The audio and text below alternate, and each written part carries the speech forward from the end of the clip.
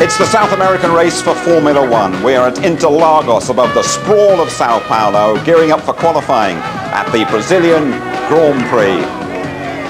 Hello there, good afternoon to you all. Welcome to our trackside studio. 26 degrees here, an absolutely beautiful day. Big crowd in here, most of them supporting Rubens Barrichello and the three other Brazilians. It's going, Malaysia. Beautiful start by Michael Schumacher. Rubens Barrichello not so good. Coming up fast is Ralf Schumacher. Behind him is Jarno Trulli cutting through on the inside. Barrichello blocks him off. And Barrichello and up into second place, but now spinning it goes Ralf Schumacher. Is anybody going to hit him? Well, look at that. Michael Schumacher off, and is he out of the race? He's kept an absolute roar from the crowd. Barrichello goes into the lead. He's off.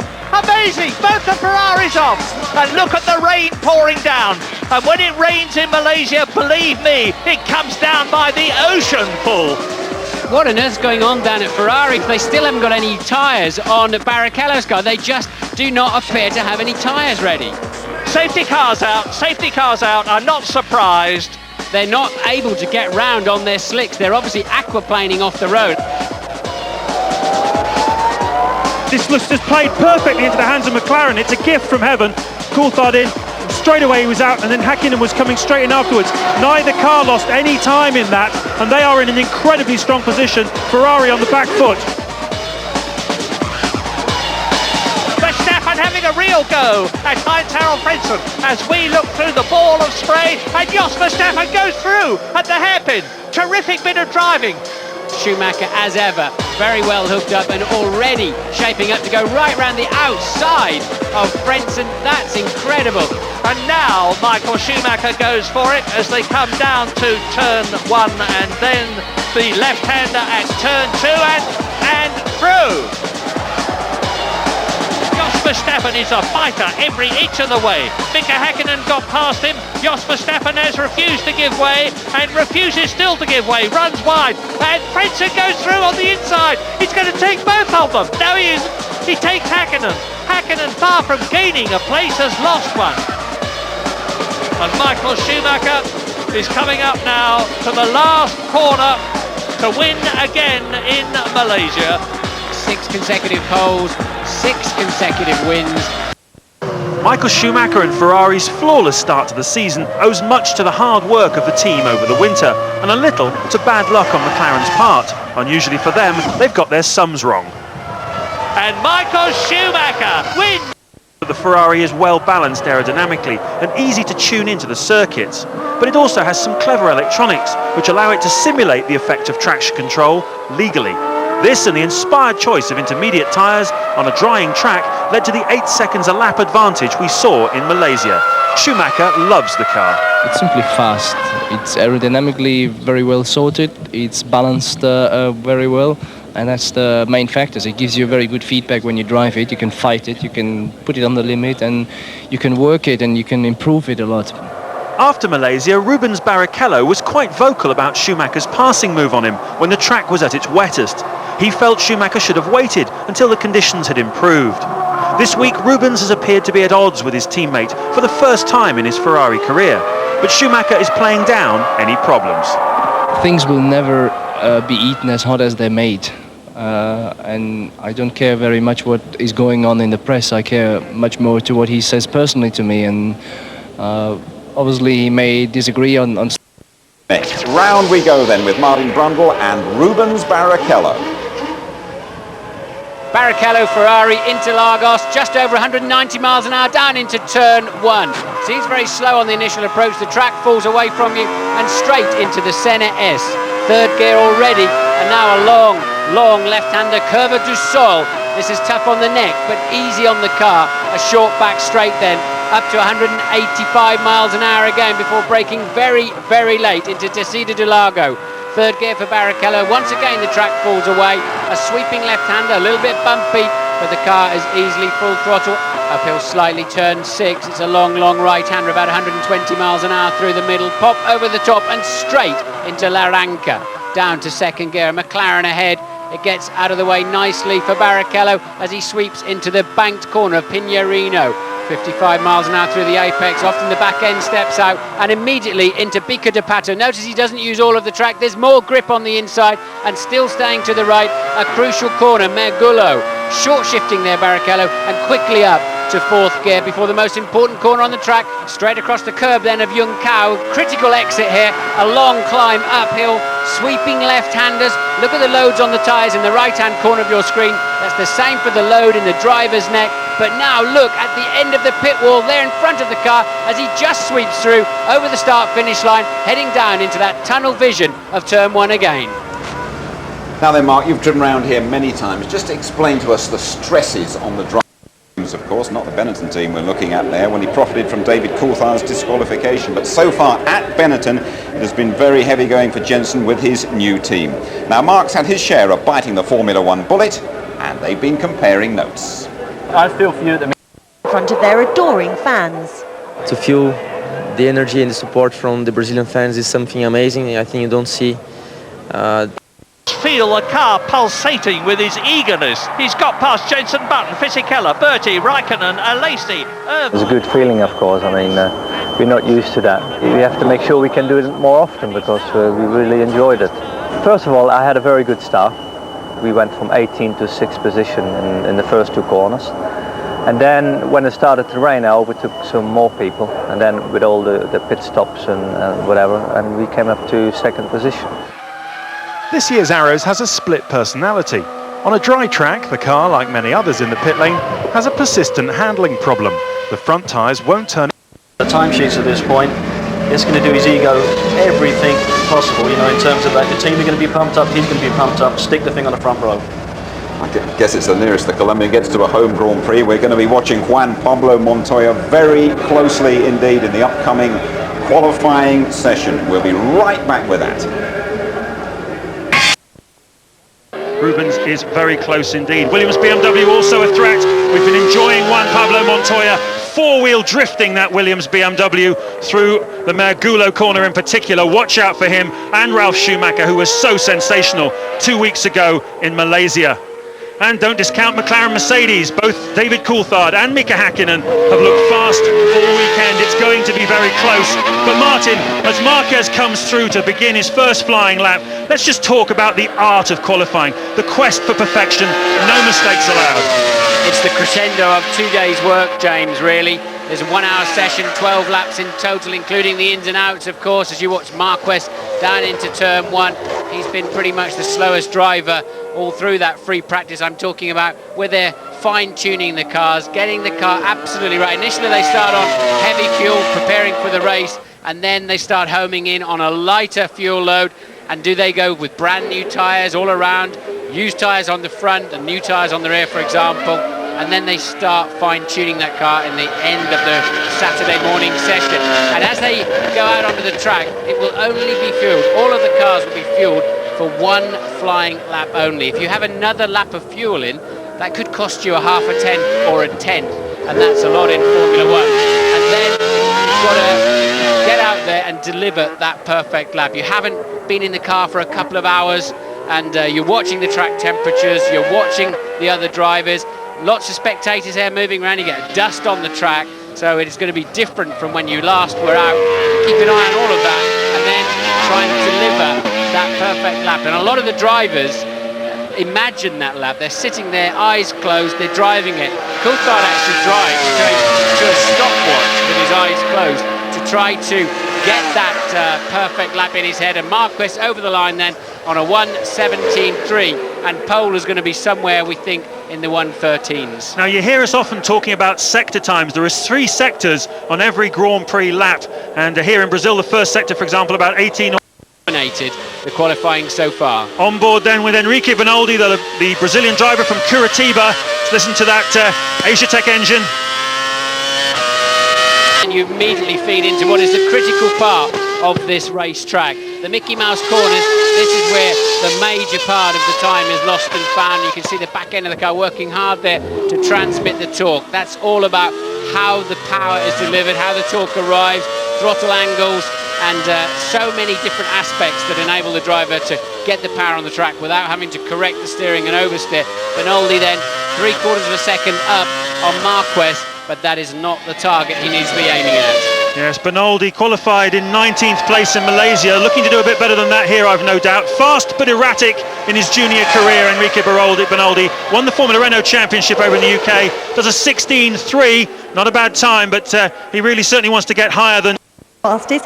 They did run new tyres, Ferrari didn't, so I would expect Ferrari to go a bit quicker this afternoon, but I still think Williams are going to be up there. More significantly, Williams think they're going to be up there as well. They're brand new. And that's the Jordan going out. That'll be on new Bridgestones, but the Michelin's working extremely well for Williams. And of course, we've already established this season they have a stonking donkey in the back of that BMW Williams. And when you're hauling up the hill here, it makes a big difference. So Montoya quickest in section 1, quickest in section 3, pretty much all through free practice. And as Louise explained, they're looking very, very strong. Louise was talking there about crowds in front of garages. I can tell you that right in front of our commentary position, we've a big clump of Colombians who've made their way down here to support Juan Pablo Montoya. They were waving their flags this morning, ecstatic when he went fastest. And, well, it's the closest race, I suppose, to Colombia here. And he's got quite a big fan club, Montoya, certainly the biggest sporting hero ever to come out of that country. And, well, they'll be expecting big things from him today. Not really quite got the hang of Formula One. He's been tending to fade away, ended up 11th this morning. His teammate Frenton was 6th, and somehow not quite delivering his potential as Jarno Trulli. On that Jordan, looking at it, there's some beautiful little aerodynamic tweaks on that. The car looking good. It's a beautiful car, very fast, well designed, very reliable this year as well, as Trulli comes through to begin his first flying lap. But I get the feeling Trulli's got the blues at the moment. He's starting to ask questions about himself. It's been 10 races since he last scored a World Championship point. His teammate Heinz-Harald Frentzen is fast, consistent. He's scored points in both of the first 2 races of this season. And Trulli's starting to look inwards now. He's starting to ask himself questions. He does get a little bit like this, a little bit negative, I'm told, by the team. They want him to snap out of it. Hopefully he'll do it today. Yes, 3/10 of a second faster, and 18.897 down into turn 3. That's about 3/10 slower than Montoya was this morning. Nonetheless, a good first sector then for Trulli as he heads into the middle sector, and immediately then into Pinerino and up to the Bica de Pato, it's called, and you stay very much to the right there. Strange corner, clumsy corner in a Formula 1 car. Car never feels like it's working well, tends to spin its inside wheels. Then Mergullo, you must not lift the throttle and do not let the back end step out in this corner. Young Cow as you head up the hill. Now there's nothing more you're going to do as a driver apart from squeeze the throttle as hard as you can and just gently ease it through the left-handers. Duck down, stare at the end of the pit wall briefly as you then take the line of least resistance and the least bumps over, and it's a 14.7 as you can clearly see. Than he was this morning as the local man takes to the circuit, and the crowd in front of us rise to their feet. Rubens Barrichello is coming on track, the 28-year-old who was born just around the corner from here, achieved his dream driving for Ferrari, won for Ferrari last year at Hockenheim. He's coming out to see what he can do as we watch Eddie Irvine on his in-lap. He'll be coming back into the pits now, and there is Rubinho. Watch out for his helmet. He's had a new helmet designed specially for this weekend, and he's planning on throwing it into the crowd on Sunday afternoon, whatever the result may be. Yes, he was very clever in his wording. That he said, I've got a new helmet, and if I finish, then I'm going to throw it into the crowd, and not if I win. And normally he's very strong here, and I was surprised to hear him say that. I don't think Rubino's got it in his head he's going to win this race at the moment, but that's a cool $10,000 worth of painted used crash helmet he's going to throw into the crowd at the end of the race. Heinz-Harald Frentzen on track, fastest so far, an 18.873 in his first sector. What's he doing at sector 2? Just outside his teammate, 7/100ths of a second as he comes out of Young Cow and up the big hill towards the start-finish line. This is to go fastest at the moment for Heinz-Harald Frentzen. He's probably going to be very close indeed. Has he done it? Yes, he has, by the merest of margins, and you can see the lap times tumbling all the time. Throughout the morning we saw it as well. The track gets more and more rubber going down, it gets faster and faster. Luciano Berti in the second Jaguar leaps ahead of his teammate Eddie Irvine into third place, a 1:15.768, but that's a full second slower than the fastest of the 2 Jordans. Yes, so Barrichello then now starting the first flying lap of the afternoon, and now we'll see if there's been any kind of sandbagging from Ferrari, and by that I mean holding back their true performance, of course, so they don't show their hand too early. What has Barrichello done as he goes down? 18.755. That is fast for a first sector. Very, very good. Up then to turn 6.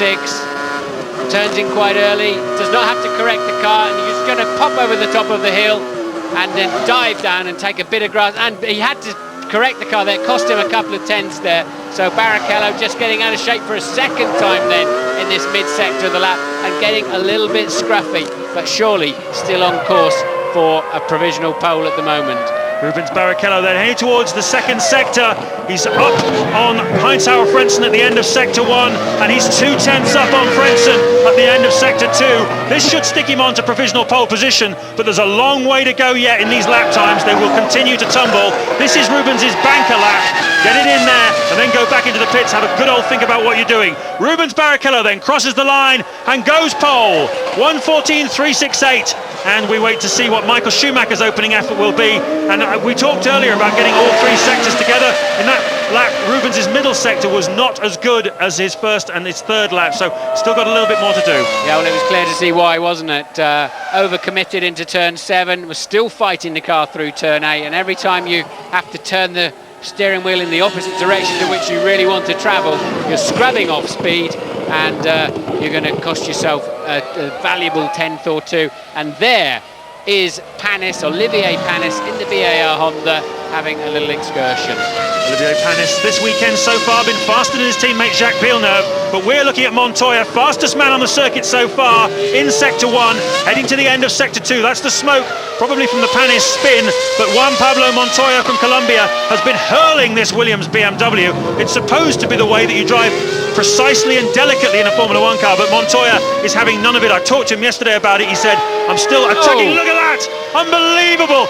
Just a little bit too exuberant, and that's the corner where I was talking about before, Marty. He's been sliding it through there all weekend, and he just took too big a bite, and he's made a mess of that car. He'll be rushing back for the spare. This is exactly what he did not want. Yeah, I think clearly over-exuberant, and I think probably a bit too much confidence there for Montoya. That's Ralf Schumacher's teammate, who's just about to hit the yellow flags in 2 or 3 corners time, so it's going to spoil his lap as well, because he'll have to lift, because there'll be marshals on the racetrack. And there, Magullo corner, and the trouble is you're going so fast through there, something around 150 miles an hour, a tiny correction on the wheel, and you're always going to get a bit of a tank slapper on. And he's very, very lucky that car didn't roll over. A little nerf against the barrier. That car will live for another day, but not for the rest of this qualifying session. And this is the first session of the weekend where they can use the spare car. So Ralf then continues over the line and goes fourth, surely because he had to lift in the middle sector of the lap, where his teammate was in the boondocks. Yes, no question about that. You have to lift. You have to even, it's wise to raise your hand to let the marshals know that you've acknowledged their yellow flags. And if you don't do that, as we saw a few years ago with Jacques Villeneuve, where he was actually banned for a race for ignoring yellow flags, the penalty is pretty steep. Montoya then has crashed at the most distant part of the circuit. We're looking though at David Coulthard. And Coulthard has matched Montoya's first section time on an 18.7. So if he doesn't have to lift for the yellows, and now he's going to, oh look. Push hard to keep ahead of his teammate Olivier Panis, who's reborn after his spell testing for McLaren. Villeneuve then 1.3 seconds down on Rubens Barrichello's provisional pole position time. It's not really good enough. It's not what Honda are expecting from them. And of course, a lot of honour at stake here between BAR and Jordan, both powered by Honda engines. Villeneuve crosses the line, 10th place, must do better. Right, top 10. Barrichello leads from Frentzen, Trulli third, Ralf Schumacher fourth, Kimi Räikkönen is fifth. And that's Montoya still trying to find a way to get back to the pits after he's, of course, crashed out in the far side of the circuit. He could not have been further away from the pits. Just to recap then, the 6th place Alesi at the moment, 7th Bertie, 8th Eddie Irvine, 9th Heidfeld, 10th is Villeneuve, 11th Benaldi, Alonso is in 12th place. We're looking at his teammate Tarso Marquez in the second of the European Minardis, and Mazzacani 13th, Fisichella down in 14th, Button, would you believe, 15th place, 1:17.093 on his first run, and that is a full 2.7 seconds off Rubens Barrichello's pace as Marquez backs out of it. on his second run. Verstappen down in 17th place, obviously having a few problems with that arrows, as Montoya still running back. And we're getting news from the pits that Michael Schumacher is about to come out and make his first attempt. And he's pulling out of the garages now. I can see him from the commentary box. Plenty of red caps in the grandstand in front of us, cheering, clapping, Ferrari flags waving. Can he make it 7 poles in a row? It's unheard of to have won 6 races from pole in a row. He's the first man to do it, and he really is on a roll, Michael Schumacher. Now, you've been teammates, Martin, with both Michael Schumacher and Rubens Barrichello. They've been having words this week. They've both come here on a mission. Who's the tougher mentally, and has Rubens got it to get ahead of Michael here today? I think Rubens is showing the maturity and speed this year, but his head's nowhere near as tough as Michael. And I thought Rubens was very naive in Kuala Lumpur. He was attacking at Jordan and thought it was unreasonable of his teammate to take advantage of that and slingshot past him. Well, Michael Schumacher's not going to hang around for anybody, and he's certainly not going to give way and say, after you, sir. And Rubens has got to put all those ideas behind him, just get down and beat him. And I have to say, Rubens is driving beautifully, but Michael is the stronger man in the head. So let's just talk then about the best driver in the world, the current reigning world champion, 32 years old. Full of confidence this weekend, had an interesting outing on Wednesday night in Rio de Janeiro. He went down there in aid of UNICEF, the children's charity work he does there. Played football, would you believe it, in the Maracana Stadium, the mecca of football stadiums, alongside legends like Ronaldo and Zico, some of the great names of Brazilian football. He's very relaxed, he's very calm, and he's seriously on it as he comes through to start his first run of qualifying Brazil 2001. Michael Schumacher coming up to cross the line, and down into turn 1 he will go. He's been up the escape road here a couple of times today, as has Barrichello, but no such problems there. Michael hooking up nicely with the apex, and it's critical how early and how hard you can get on the throttle through 2. The exit of 3 now, and anytime soon we're going to get an idea of how well Michael's done those first 3 corners. 18.723, so fastest of the afternoon, just about. Montoya was a fraction ahead of that, but of course he threw it in the hedge later on in the lap. So Michael Schumacher then on a tidy lap at the moment. Again touches the curb nicely. The double apex of turn 6. Can he? Oh, and he had to correct too, just like Barrichello, and a tenth or 2 got missing there for Michael. But still, I think he can put this on provisional pole. Surely he's going to be a fraction quicker than Barrichello.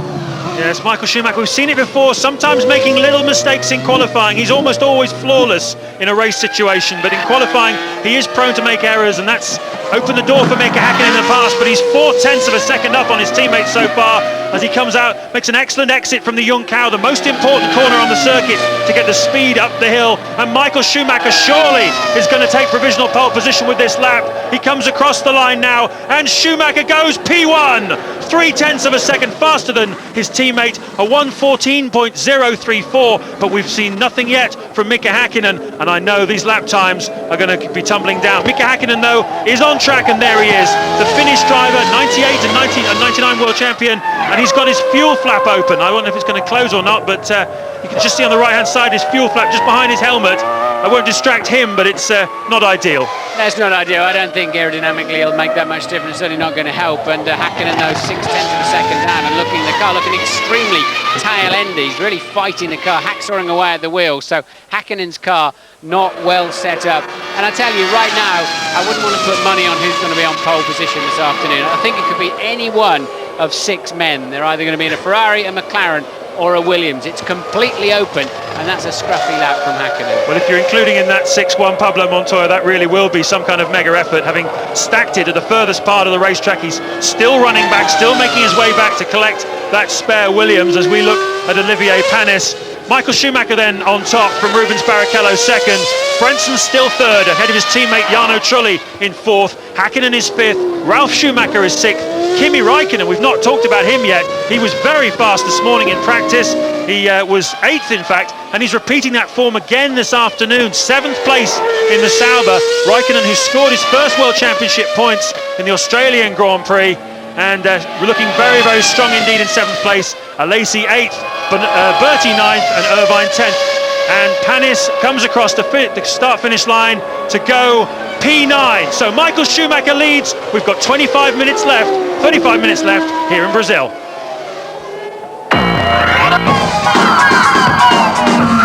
Racing drivers, couldn't get a copy of Formula One magazine. Brazil in this qualifying hour, and you ain't seen nothing yet. Michael Schumacher fastest, ahead of Rubens Barrichello, Heinz-Harald Frentzen and Jarno Trulli. Mika Häkkinen's fifth, and David Coulthard is out on the circuit.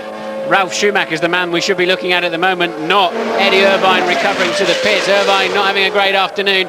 It's Schumacher and Coulthard. Coulthard looks like he's still managing to find some traffic though, and Coulthard coming over the line now. This is going to be his first full lap of the afternoon, and it puts Jenson Button, and Ted Kravitz is down at the Benetton garage. Yes, James, well, if life wasn't bad enough for Benetton Renault at the moment, Jenson Button just came back into the pit a minute ago. One of the mechanics was trying to put one of those secret covers on the front wing. Unfortunately, he completely missed, and the cover got caught between the front wing and the front wheel, and it actually broke the front wing end plate. Just one more drama that Jenson didn't need.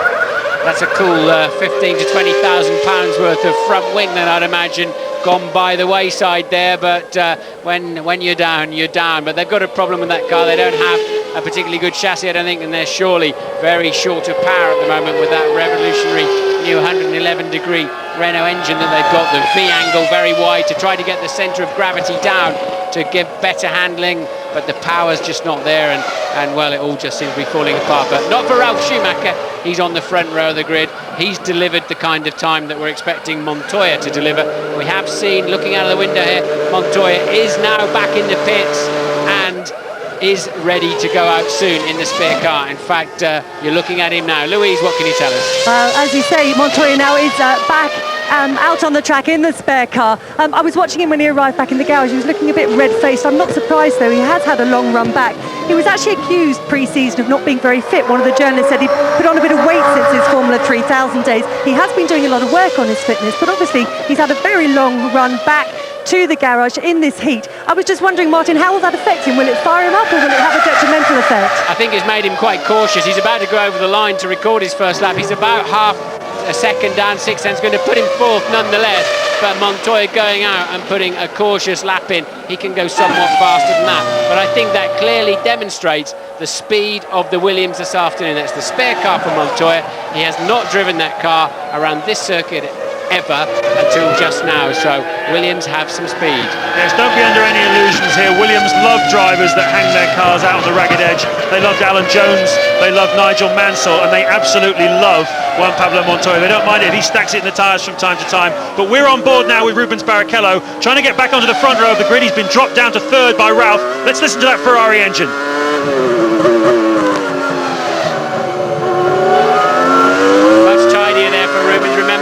Shape through there. He's just hovering a little bit on the throttle through Margullo, and can he keep it neat and tidy through Young Cow, fighting the car a little bit even in a straight line, and still he's half a second down, so not hooking it up this afternoon for Rubens. But one man who is hooking it up is Kimi Räikkönen, and he's going faster still in ninth place on the grid, and this young Finnish driver, as Barrichello makes his way into the pits, he's aborted that lap. What can we say about Räikkönen? Absolutely tremendous, and he's going absolutely flying. Also on the move is Heidfeld and also Villeneuve, as we look now at Jenson Button. And the reason that Barrichello would abort that lap is he knows from the information on his dashboard a delta time from his quickest. He knew he was a few tenths down, and no point. There's nothing more you can do in the last section of this lap. It's unique around the world. Once you've got the car through Young Cow, all you do as a driver is hang on and press the throttle pedal, and he knew he couldn't make that difference, and therefore save the lap, save the tyres, save the engine, and regroup for another effort. Jenson Button crosses the line to record 21st, can you believe it, fastest time. Poor old Jenson. I was talking with him yesterday afternoon. I said, what do you feel about this? It must be so distressing for you. You just have to bite the bullet, and presumably you've never been in this situation before. And he said, yes, today he said, I was the slowest man.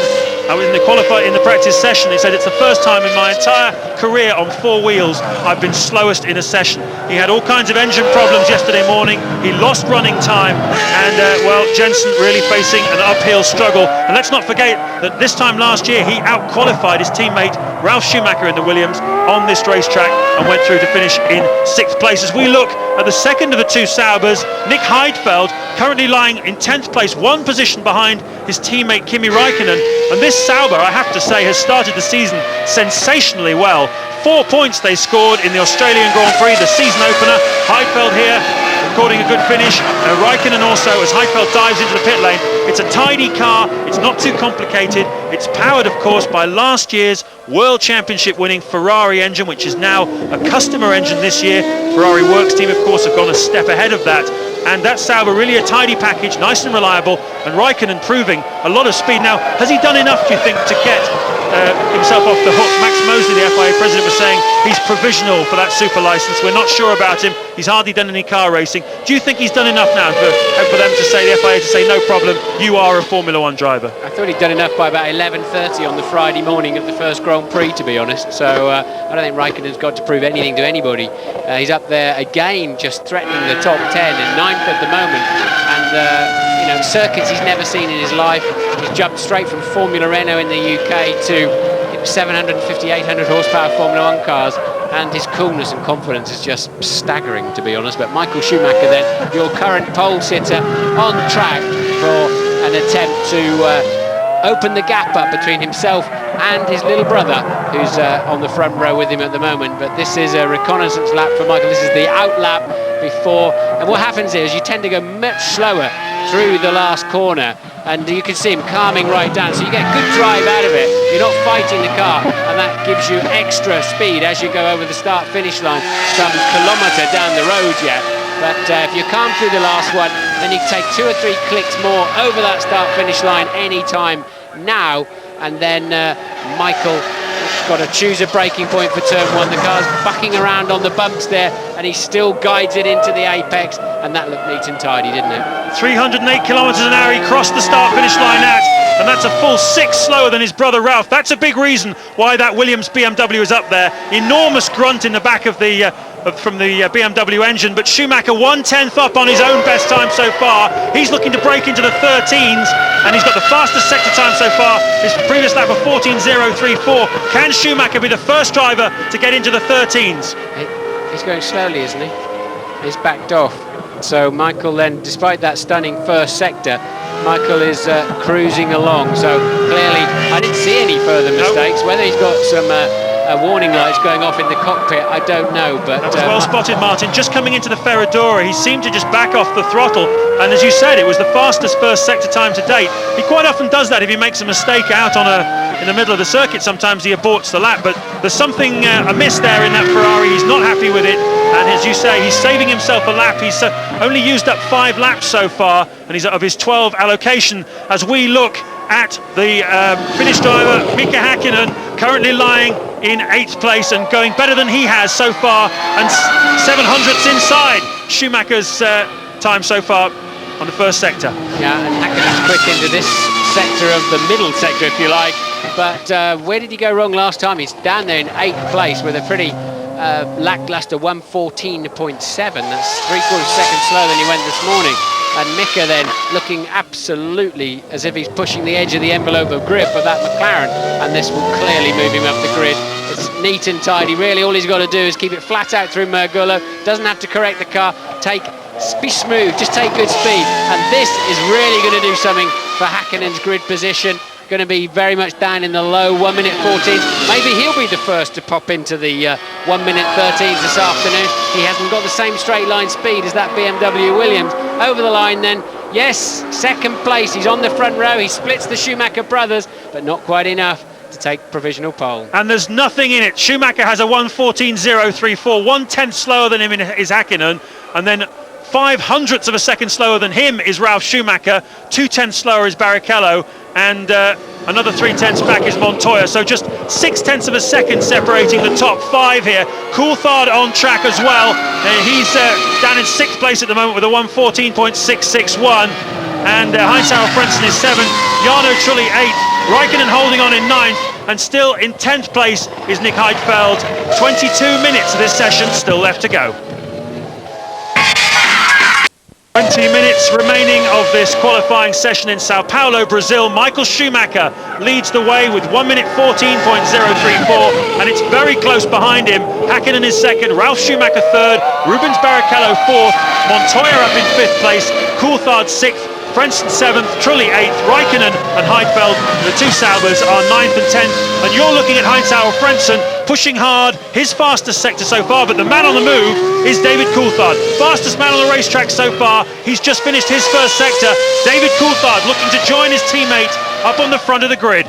Yeah, Coulthard needs a good qualifying session. He's had a couple of difficult ones the first two races, even though he made something of it in the race. Frentzen looks like he could be on a better lap too. He's currently in 7th, Coulthard in 6th, 38.2 for a middle sector. It's only going to improve by about 1/10 of a second for Frentzen. It would move him ahead of Montoya and Coulthard briefly if he does that. And Coulthard, a reasonable middle sector, nothing special. Coulthard and Frentzen both about to move up. Yes, Coulthard about 0.3 of a second slower than Michael Schumacher in that middle sector of the lap, so it might just drop him down. He might get P3 with this. What's he do?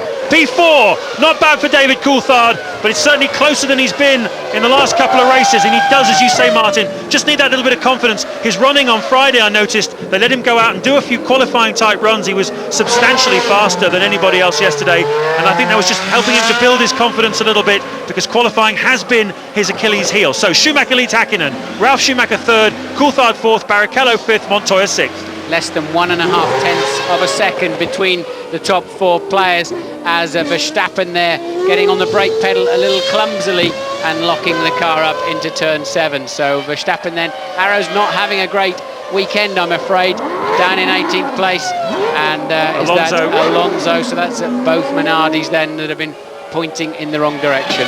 Let's just tell you a little bit about some of the midfield runners we sometimes forget. Eddie Irvine is down in 15th, and well, certainly the first 2 races of this season he's qualified in 12th place for both of them, so he's certainly not, he's going backwards actually. He's now dropped to 16th. Luciano Berti, his teammate, is ahead of him. He's 14th, and where else? Olivier Panis is 13th, Villeneuve just in front of him in 12th, and the Prost going well. Jean Alesi in 11th place, so a little bit of a turnaround in midfield we're seeing. Jaguar sliding back, BAR sliding back, Prost coming forward, and Sauber coming forward, and still struggling badly, Jenson Button in 21st place, and you're looking at the world champion on track again, Michael Schumacher. We don't know yet why he aborted that second run, but this is going to be his 3rd. Yes, 3rd attempt of the afternoon then. And a total of 4. Louise, what can you tell us? I think it was just a simple mistake from Michael. He came back into the garage. The mechanics literally just polished the car. They didn't make any changes to it at all. Total contrast on the other side of the garage, though. We also saw Rubens Barrichello reporting his lap. He came back in, got stopped in the weigh station first of all, which was a bit of a frustration for him, I think. But then when he did get back to the garage, the mechanics have done quite a lot of work. Changed the front suspension. They've also made some changes to the rear springs as well. So he's obviously not so happy with the setup as Michael. Yes, and he's just 1/3 of a second per lap slower than Michael, and it's a miserable afternoon. That's how close it is out there. Michael 1st, Barrichello 5th, and 1/3 of a second between them, but it seems an age in these things. It never ceases to amaze me in Formula One. You have different drivers, different tyres, different engines, different manufacturers. They all go away, they work hard on it, they get together, and the difference in performance is about 1%. We're talking about a mere second or fractions of a second. That's how close and competitive Formula One racing is. And Michael Schumacher has managed to keep his head above water and be in front of the rest of them. He's up again on his own previous fastest sector time. So Michael Schumacher looking to improve, to duck down into the 1 minute 13s and put some more clear air between himself and his teammate Rubens Barrichello. Yes, it's Coulthard who's actually been fastest in that first section so far, an 18.591, but as I've said before this afternoon, these are the corners that count. You've got to have total commitment, but once you have to turn the steering wheel away from where you want to go, you're just losing fractions all the time, and that corner's a nice corner there. The Pinerino and Magullo, because they're banked, they help you out nicely, and Michael then looking like he could finally pop into the 1 minute 13s. He had a stunning middle sector, 37.7 seconds for the middle sector. Now all he's got to do is stare at that line. It just never seems to arrive when he wants to, and then you stare at the dashboard and it is a 1:13.780. Michael then, that's 4/10 quicker than last year's pole. Nothing like we've seen in the previous 2 Grand Prix, James, where they were, Australia 4 seconds quicker than the previous pole. Yes, and Malaysia nearly 2 seconds faster as well. Montoya goes P3. Juan Pablo Montoya in the second of the BMW Williamses. A stunning final sector from him is what got him right up there. So he jumps in front of his teammate, but Ralf has done the fastest first sector. Ralf Schumacher, fastest man on the racetrack at the moment, looking to get back ahead of Montoya. And these 2 drivers really pushing each other as we look down at the Ferrari just completing its lap coming in. No, it's Rubens Barrichello. Must be Rubens Barrichello out there. But the fastest man on the track, as we look at Rubens Barrichello, still Ralf Schumacher. Barrichello crosses the line, 14.203. He's in 6th place though. Ralf Schumacher has not had a good middle sector. We're still on board with Barrichello. He improved to a 1:14.2, so that's kept him down there in 6th place. So we have 4 drivers on a 14.1, and Ralf goes over the line on a 14.0. So he can still take pole with that car, you know. He had a very, very slow middle sector there for Ralf Schumacher. He's up to 2nd, and you're still on board with Rubens. I'm sure the Brazilian director there preferring to stay with the local Brazilian hero. And why not? You see that new design on his helmet there with his sort of stars, the Orded in whatever it is, the message they have. I think it means something like organisation through the midst of chaos, and that's certainly what we've experienced here this weekend at the Interlagos circuit. It's a bit like going on a package holiday to Spain and finding your hotel hasn't been built. A lot of things haven't been built here and not finished, but as we said before, it's the raw passion of the Brazilians that makes this place so special. But Ralf Schumacher, the cool German, has got on the front row of the grid again alongside his brother Michael. Rubens needing to pull something out of the bag on his final run a little bit later. It's 13 minutes to go in this session. Michael and Ralf on the front, Häkkinen and Montoya on row 2 at the moment. Coulthard and Barrichello will be on row 3, Trulli and Frentzen row 4, and Raikkonen and Heidfeld holding station still inside the top 10. Fascinating qualifying session this, as we look at the Ferrari being weighed and measured and making sure it's all nicely legal. You don't want any complications at this time. You're looking though at Eddie Irvine, currently running P14. Ted Kravitz is at the Jordan pit.